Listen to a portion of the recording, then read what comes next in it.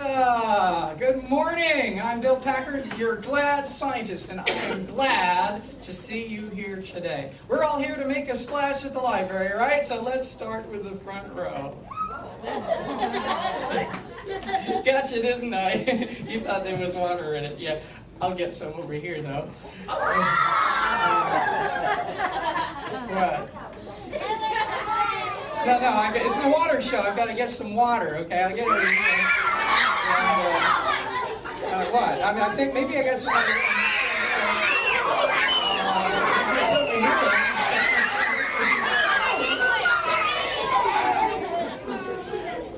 Okay, I better stop right there, or I'll be in hot water with Miss Vanessa.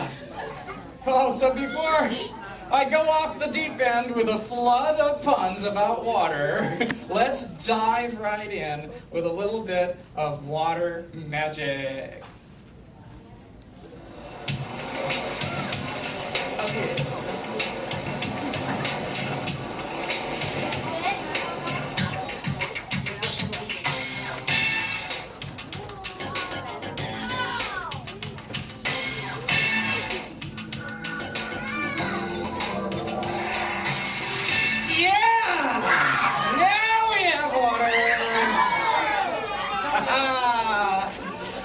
Well, let's get our feet wet by spelling the word water. How do you spell water? W-A-T-E-R.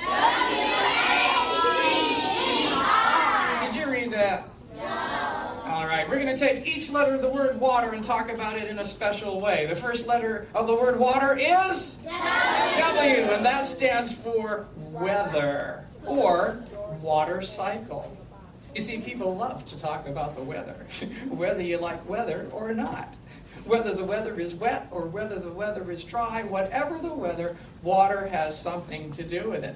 Water is dihydrogen monoxide. I know that sounds dangerous, but you know it by its abbreviation H2O. So you see, liquid H2O is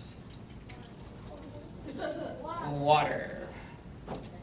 Now, where do we find water?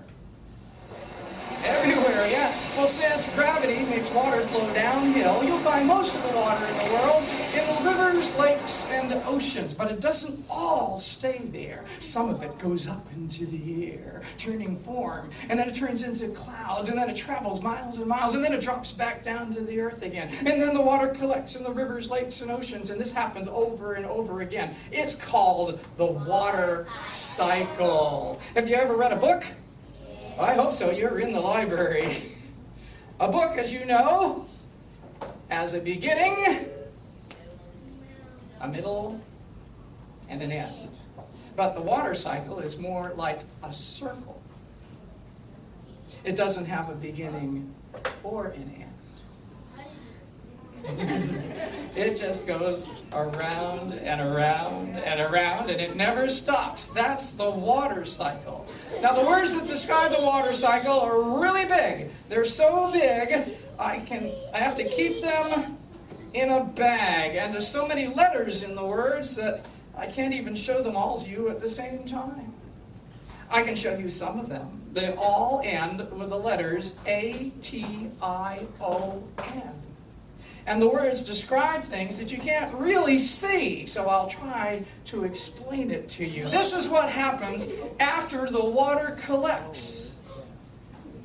On a hot sunny day, the sun heats up the water in those lakes, rivers, and oceans and turns some of the water into water vapor, which goes up into the air, and it's invisible. And this is called evaporation. Everybody say evaporation. Evaporation. Yes, and some of that water vapor goes higher into the air where it gets cold, and then it becomes wet again by turning into water droplets. And from a distance, we see that as clouds. This is called condensation. Everybody say condensation. Yeah, now some of that water vapor, the water droplets condense even more, and they get so heavy that the air can't hold them up, and they drop back to the ground in the form of what? Rain, or if it's really cold, snow, or sleet, or hail. And this is called precipitation. Everybody say precipitation. Very good. Those are big words. And then After it precipitates, then the water collects in the rivers, lakes, and oceans, and then some of it evaporates, and then it condenses, and then it precipitates, and it happens over and over again. That's the water cycle. To help you remember these big words, here's a song. The first word is evaporation. So everybody do this. Evaporation. Yes. Evaporation, evaporation, evaporation in the air. Yes, it's called the water cycle, and it happens everywhere. Yeah, you got the idea. All right, now this one is condensation. So make a cloud. Condensation, condensation, condensation in the air. Yes, it's called the water cycle, and it happens everywhere. Okay, now here's the really long one. Precipitation. So make it rain. Precipitation, precipitation, precipitation in the air. Yes, it's called the water cycle, and it happens everywhere. Great, now we have to put them together. That's evaporation, condensation, precipitation. Evaporation, condensation, precipitation in the air. Yes, it's called the water cycle, and it happens everywhere. Evaporation, condensation, precipitation in the air. Yes, it's called the water cycle, and it happens everywhere. Evaporation, condensation, precipitation in the air. Yes, it's called the water cycle, and it happens everywhere. Evaporation, condensation, precipitation in the air. Yes, it's called the water cycle, and it happens everywhere. Whew. You guys are good. I don't know about you, but whew, that makes me hot and sweaty. Yeah. To learn more about the weather and the water cycle, all you have to do is check out a book from the library. You might try this one, Weather and Art Activities. It's from the Artifact Science Series, and it's full of projects, craft projects that you can do at home with things you have laying around the house. For instance, you can make a spinning weather vane out of cardboard, a straw, and a stick. Or you can make a giant snowflake out of a big piece of paper. Lots of fun learning about the weather. Weather and art activities. Raise your hand if you've seen the Magic School Bus. Yeah, who's the teacher? Ms. Frizzle. In this episode of the Magic School Bus called Wet All Over, Ms. Frizzle's students learn about the water cycle by becoming water droplets themselves. They evaporate, they condense, they precipitate, they even take a ride through a water purification plant and end up in the sink in the girls' bathroom. The second letter of the word water is A, which stands for attributes. These are the properties of water that make them so special. Is water a gas, a liquid, or a solid? Yeah, water is a liquid. Sometimes water can change into ice. Is it a liquid then? No, it's a solid. Sometimes it can change into water vapor. Is it a liquid then? Ah, it's a gas. So water is the only substance that can be found in all three states of matter: solid, liquid, and gas. But how do you know which one it will be? It has to do with the temperature. How do we tell how hot or cold something is? Yes, one way is with a thermometer. And a bulb thermometer, like this one, has a special fluid inside that goes up and down a tube depending on how hot it is. According to Mr. Fahrenheit, that's what the F stands for. Fahrenheit puts some numbers beside it, and he says that the temperature in here is about 74 degrees. That's pretty comfortable. Now, another scale that we sometimes use was designed by Mr. Celsius. That's what the C stands for, Celsius. Mr. Celsius designed his scale around the properties of water. He decided to call the temperature at which water freezes 0 degrees Celsius. That's 32 degrees Fahrenheit. And he decided to call the temperature at which water boils 100 degrees Celsius. That makes it easy to remember and easy to do the math. But that's 212 degrees Fahrenheit. They're different numbers, but it's the same temperature. Let's see what happens when we change the temperature of water. We'll get a glass of water here and run a little experiment.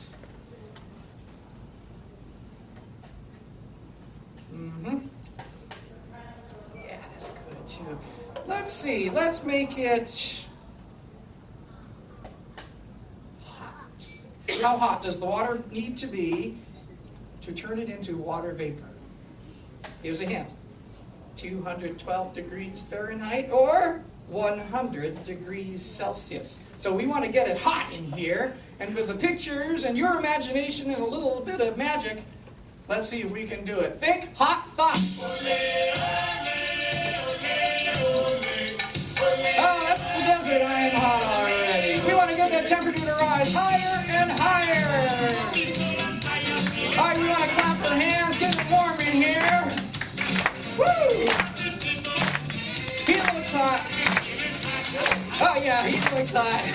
Come on, you're looking hot. Come on, get hot, get hot.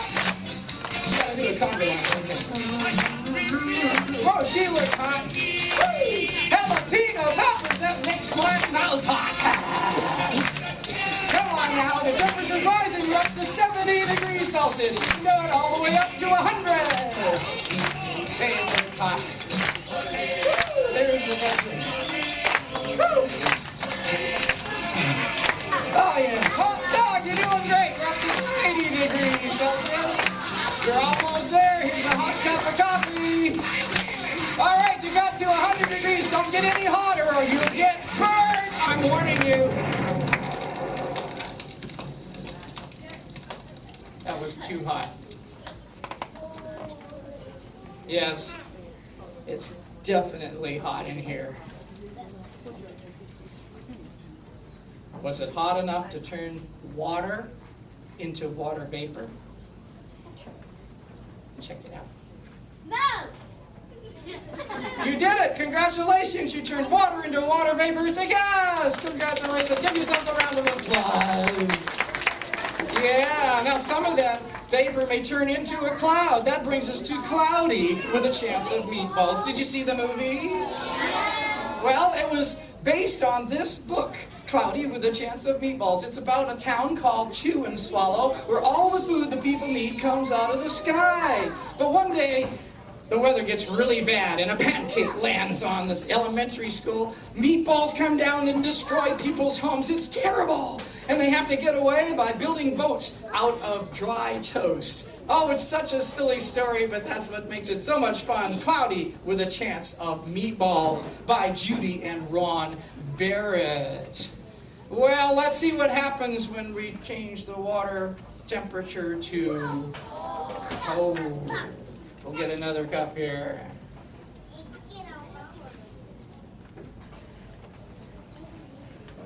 Okay, that's enough. How cold does the water need to be to turn into ice?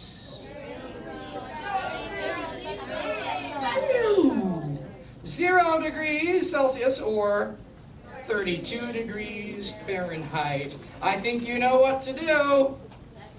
Think cold thoughts. Oh, there's a refrigerator. I'm cold already. We want to get that temperature down to 0 degrees Celsius. Come on now, get cold. Cold as ice. Now we're going for it. Woo! Sugar. Make your teeth rattle. Get cold, get cold. Wait a minute, you guys need some help. We want to get colder than that now.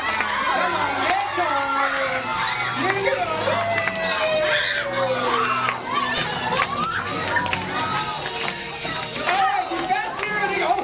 Cold, but you don't have to get any colder than that, really. That's cold enough to make water freeze. You're almost to 0 degrees Fahrenheit, and it doesn't have to be that cold, really. If you get too cold, my projector will freeze and we'll have to stop the show. We don't want that to happen, okay?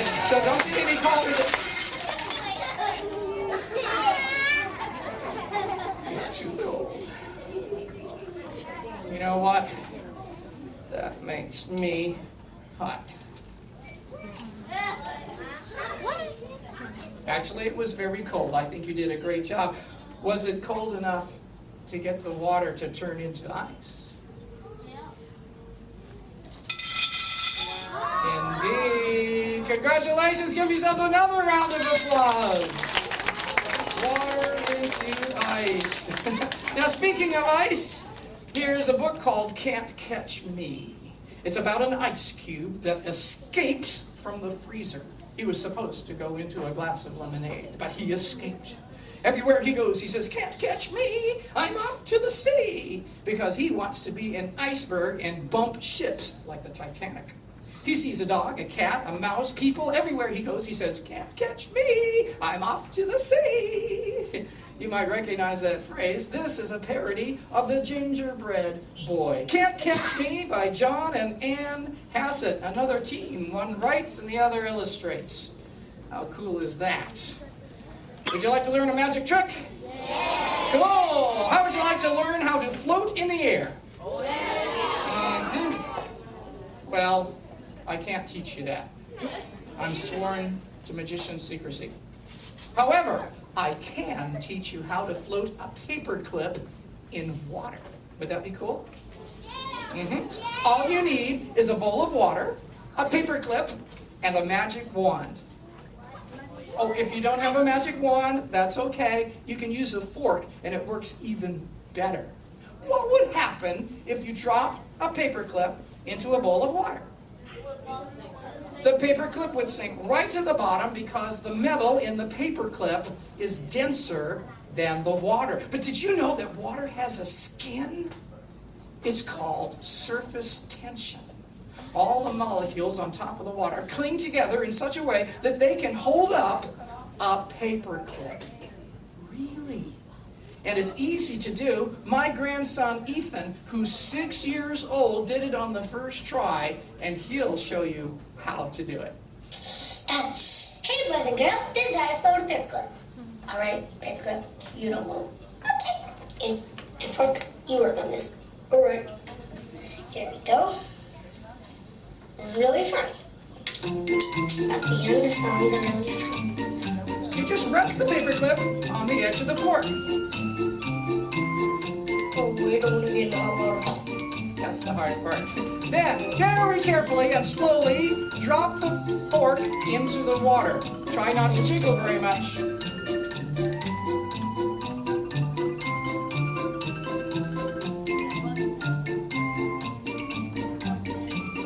And the paperclip rests on top of the water. That's how you float a paperclip. Let me hear a round of applause. Yeah, that was good. You can do it too, I'm sure.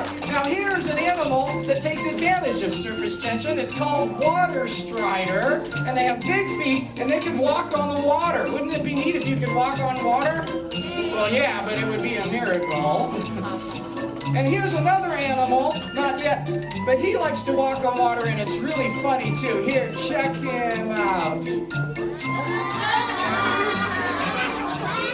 That's called a Jesus lizard, and there he goes. Wow. This science stuff is fun, but makes me hot. So, would you like to try a science experiment yourself? Yeah! Cool, I'll need a helper for this. Okay. All right, come join me. You're handy. My name is Bill, the glad scientist. My hand's a little wet, though. What's your name? Jaden. Hi, Jalen. Hi, Jalen. All right. This is called the hydrostatic glass, and you can do this at home, really. You get a cup, and you pour some water into it, Jalen. It doesn't have to be all the way up, but the more water you have, the more impressive it will be. And then you get a piece of paper that's big enough to cover the whole top of the cup, and you put it there, and here's the hard part, turning the cup over. I suggest that when you do this, that you do it over a sink, at least on your first try. I'm going to do it over Jalen. Very slowly, carefully take your fingers away, and look at that, the water does not come out. Yes, you can do this because it is a scientific principle. But here's the magic. Jalen, I want you to say the magic words, I love to read. Well, there you go.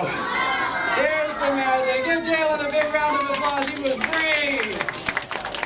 Woo! Uh-oh, I'm starting to make a mess. I always clean up my messes. There we go. There, that's better. Indeed. We can clean up a little bit more. Hey, how about another science experiment? This is kind of fun. Yeah.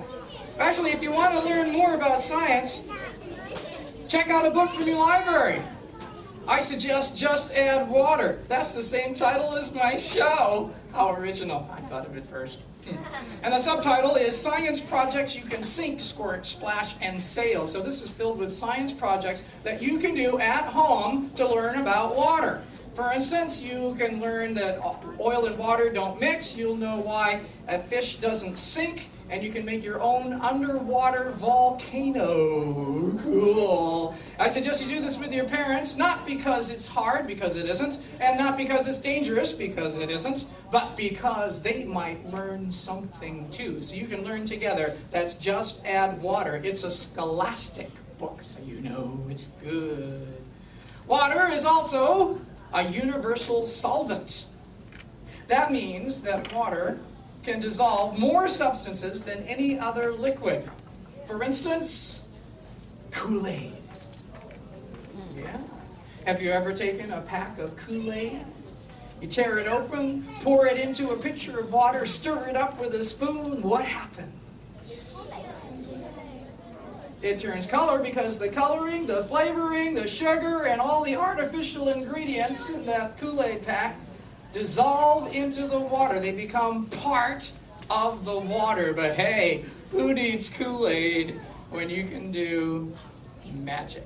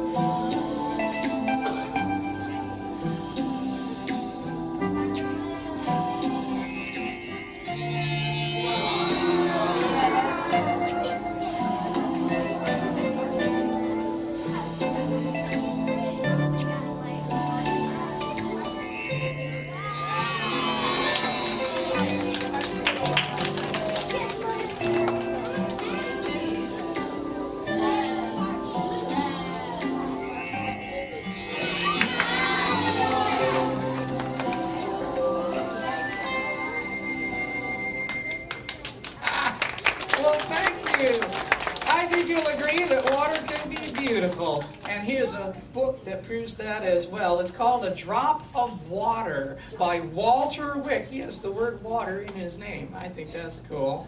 And it's pictures of water up close. You can see how many drops of water will fit on the end of a pin. You'll see a beautiful soap bubble and a real snowflake up really close. That's A Drop of Water by Walter Wick. He published many other books with pictures in them too, where you can learn just by looking. Cool, cool. The next letter of the word water is T. T, and that stands for thirst.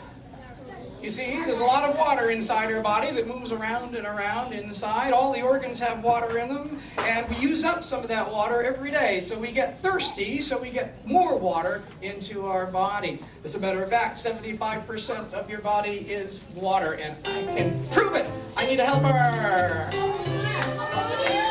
Oh, the green shirt, come join me. The green shirt, green, look for green. Come on up, thank you.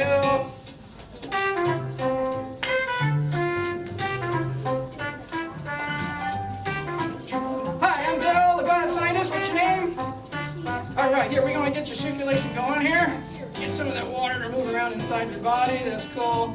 Here, let's check out this little elbow right here. Squeeze, squeeze, squeeze. Oh, we got a little bit. That was good. Let's try the other side.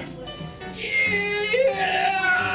Oh, we got some on that side too. How about your ear? Just see if you got any water in the brain there. A little bit of water. Yeah, we got a little bit there. How about the other side? We want to make sure you're balanced. Yeah. Now here's the fun part. Nose. Yeah, put your nose down there, please. Yeah, that was a lot. You probably thought that was water, didn't you? But it's not. That's it for my helper. Thank you. Yeah. She might be a little wet behind the ears, but so am I. I asked some librarians, what book should I bring to a library show that's based on Make a Splash? Several of them suggested McElligot's Pool by Dr. Seuss. That's the guy that wrote The Cat in the Hat. McElligot's Pool is about a boy who's fishing in a pond, a very little pond, and everybody says you can't catch anything in there, it's just a little pond with nothing in it but junk. Well, the boy has imagination. He thinks maybe this little pond connects to an underwater stream that goes all the way out to the ocean and the fish will come to him. He thinks perhaps I'll catch an eel with a lot of strange bends and oddly enough with a head at both ends. Yes, he has imagination. And that's what this book is all about. With a little bit of patience and imagination, anything can happen. That's McElligot's Pool by Dr. Seuss. The next letter in the word water is E. E, which stands for environment. Earth, that's a good one too, yes. Water is an environment or a home for sea creatures. I invited a special friend along. She's good looking, charming, witty, funny, talented, and she lives in the ocean. Can you guess what she is? Say hello to Dee Dee Dolphin. Say hello. Hello. Yeah, all right, Dee Dee. Thank you for coming up. We're going to ask Dee Dee a very important question that has to do with water. Oh, sorry about that. Yeah, okay. That goes right there. So when we ask Dee Dee this question, because I want you to... That's just right there. Okay, so I'm going to ask... Okay. We'll stand in front. Is that okay? Okay, so now when we ask Dee Dee about...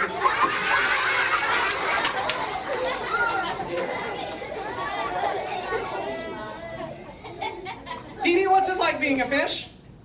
Oh! What was that for? You're not a fish? You look like one. I'm sorry you have fins and you breathe underwater, right? No. You don't breathe underwater? How do you breathe? Oh, you breathe when you're on top of the water. And how do you do that? Well, you have lungs instead of gills. That's very interesting.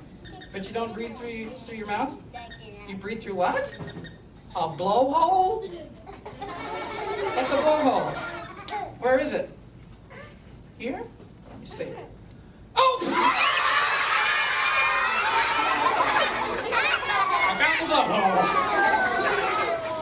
blowhole. Okay, you think that's funny, don't you? Yeah.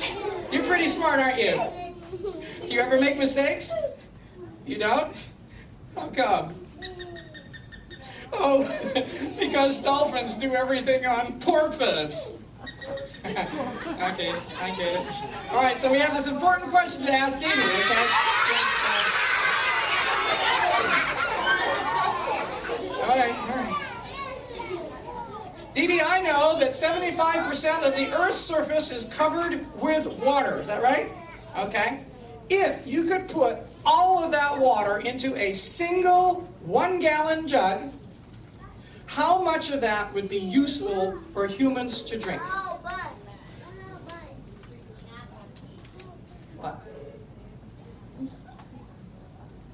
This is a teaspoon. That's it? Out of a whole gallon, just a teaspoon is all humans can drink? That's amazing. Why is that? Oh, because some of the water is frozen. You can't drink it when it's frozen. And most of the rest of the water is salt water, and humans can't drink salt water. No. But Dee Dee, how come you live in salt water?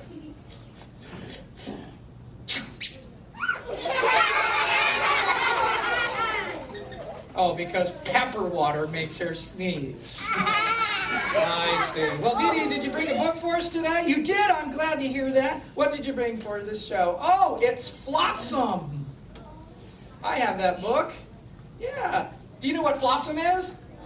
Flotsam is the stuff that you find floating around on the ocean. This is about a boy who finds an underwater camera washed up on shore. He gets the film developed, and he looks at the pictures, and they are fantastic pictures of places far, far away and long, long ago in someone's imagination. David Weisner, I think, since he wrote the book. He takes a picture of himself and then throws the camera back into the ocean for someone else to find later on. And the best thing about this book, there are no words in it. All pictures. Flotsam by David Weisner. Cool. All right. Thank you, Dee Dee. I appreciate you coming up here. So, what's it like in the ocean? What do you like best about it? You have a lot of room to swim. That's great. And you have a lot of friends that live with you there? Uh-huh. You brought some with you? Where? Oh, Dee Dee's friends. Would you like to see some of Dee Dee's friends? Cool, that's great. What? And you brought some things to pass out? Okay. Yeah, I can do that. Oh, okay, but she's going to have to go. So, say goodbye to Dee Dee as she goes to SeaWorld to do her next show in 5 minutes. Say goodbye to Dee Dee and thank her. Bye, Dee Dee. Yeah. All right, she left some stuff first. I'm supposed to pass some of these out, I think. Let's see. There's some envelopes. Oh, this is cool. Who wants to see what's inside an envelope? Yeah. Okay, guitar player, would you stand up, please? Yeah, you got a picture of a guitar there? Yeah. Come join me. Yeah. And would you take out one of these, please? Whichever one you like. Don't peek inside. It's a secret. Okay, we need somebody over here. Somebody a little over here. How about frog jumping? Come join me, frog jumping jubilee. Yeah. All right. Take one of these, please. A fine choice. Come join us over here. We've got time for just one more, I think. Let's see. A yellow shirt. Come join me. Cool. And which one would you like? All right, we've got 3 people who chose some envelopes. And we also have some of Dee Dee's friends. Let me see what we have here. Do you know what this is?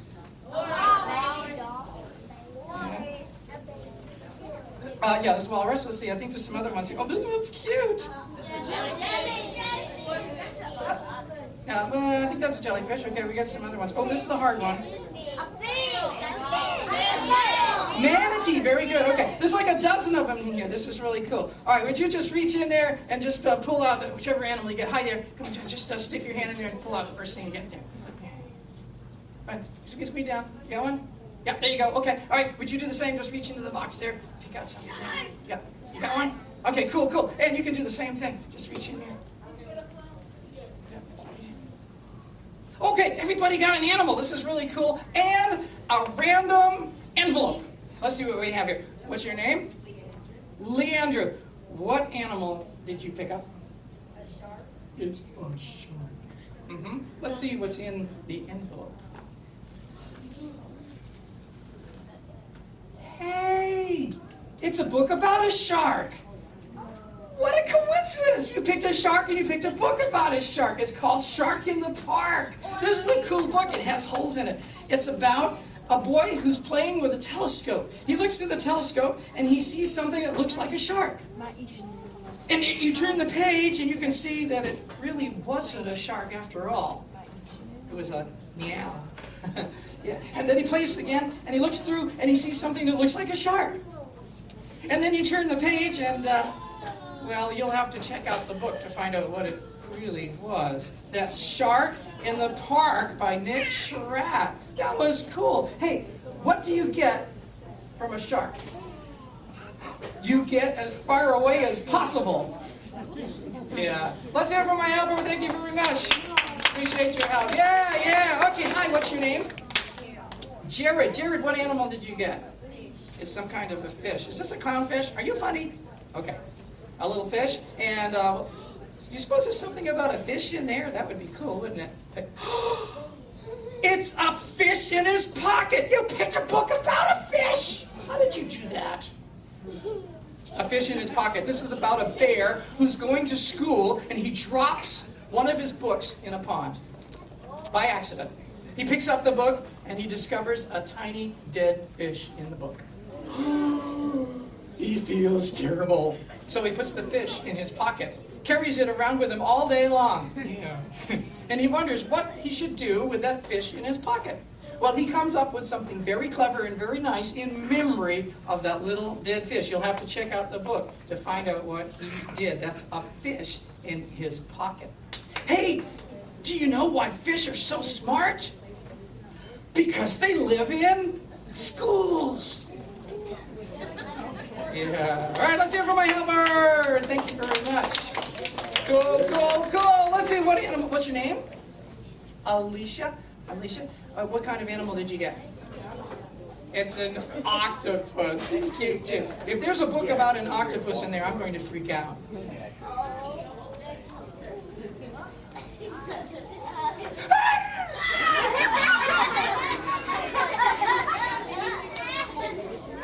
It's a good thing you're not an octopus. I don't believe it. You know why it's a good thing you're not an octopus? If you were an octopus, you would have to put 8 legs in your pants every day. Wow. And it's a good thing you're not a centipede. Think of the shoes you'd have to tie. And it's a good thing you're not a kangaroo. What it's really telling you is that it's a good thing you are what you are. That's Good Thing You're Not an Octopus by Julie Marks. Let's have a round of applause for this helper and all my helpers. Thank you very much.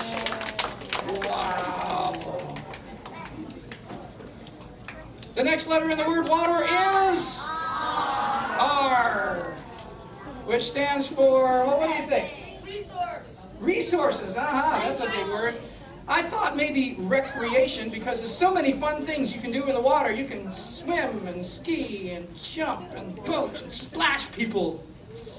But hey, this is a library show, so I figured R is always stands for reading. So I'd like to read you a book, but I need my reading glasses.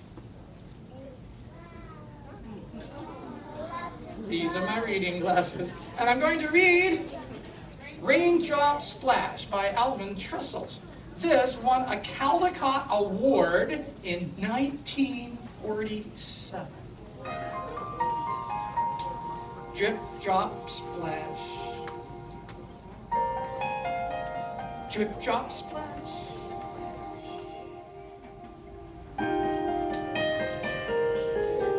Drip, drop, splash went the rain all day. Dripped from the shiny leaves, dropped from a rabbit's nose, splashed from a brown bear's tail. Fell from a daisy's face, trickled down the tree trunks, and splunked on a green frog's back. There were so many raindrops, they made a puddle. The puddle grew larger and larger until it became a pond. Water lilies floated in it. Little fish swam in it, and tiny snails sat beside it. Still it rained. Drip, drop, splash, drip, drop, splash, drip, drop, splash. The little pond grew larger and larger and spilled right over into a brook, tumbling and splashing and running down the mountain. Scared a chipmunk, splashed some violets, passed a mother deer showing her baby how to drink, jumped over big stones, fell into deep pools, and tumbled into a lake. Now it was a big lake with big fish and tall pickerel weed. Dragonflies skimmed over the top. Turtles floated quietly, and a red-winged blackbird built his nest in the rushes. Still it rained. Drip, drop, splash, drip, drop, splash, drip, drop, splash. The lake grew larger and larger and flooded a farmer's meadow. The cows stood in the mud. It covered the road and the cars couldn't pass, and the children had to go to school in a boat. It went under bridges and over waterfalls, and then overflowed into a river with houses and towns along the shore. Men fished from the rocks, and 2 teams had a boat race. Past factories and warehouses, the river came to great cities with docks. There were ships and barges and scows and tankers and a boat full of people on a holiday. Little boys jumped into the water. Ferry boats puffed back and forth on top, and seagulls flew overhead looking for fish to eat. Then it passed a fort and a lighthouse and bellboy, and the river flowed into the sea. Tall waves came up to meet it, and then the sun came out, and the rain stopped.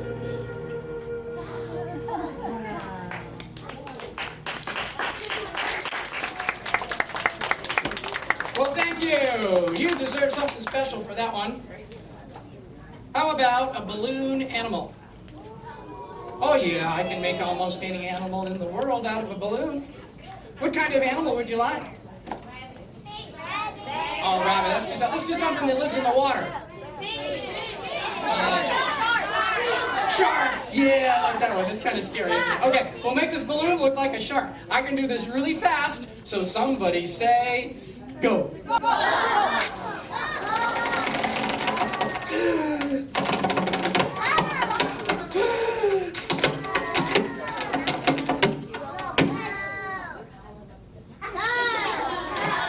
Wait a minute. This isn't the right balloon.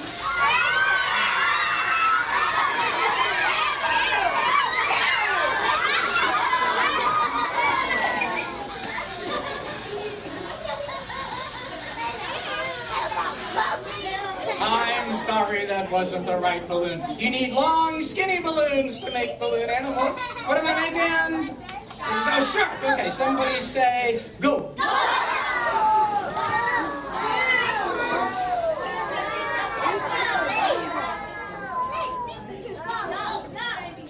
Oh, wait. This isn't the right balloon either.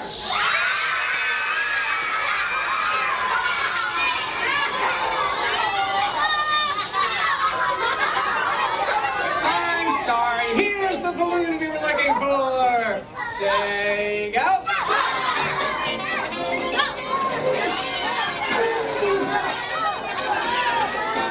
This is hard.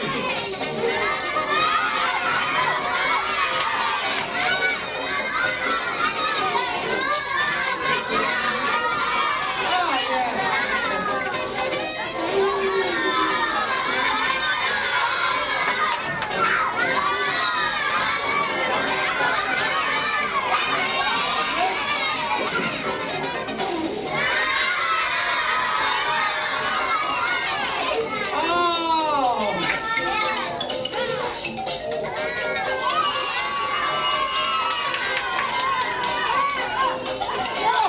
I think you have to stretch it first. Okay.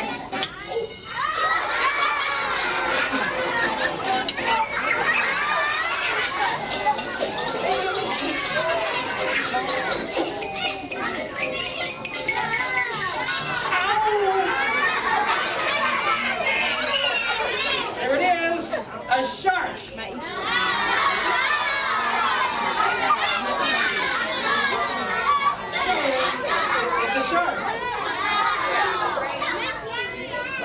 What does a shark have that this doesn't have?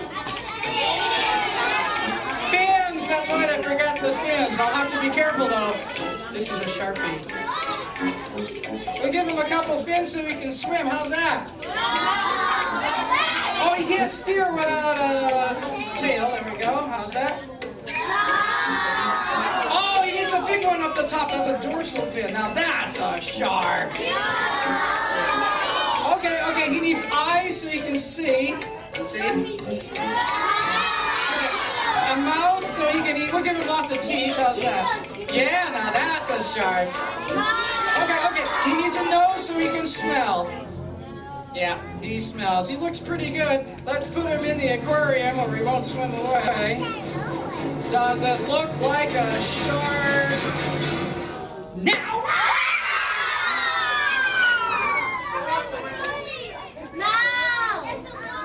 Yep, it's a shark! No, it's not!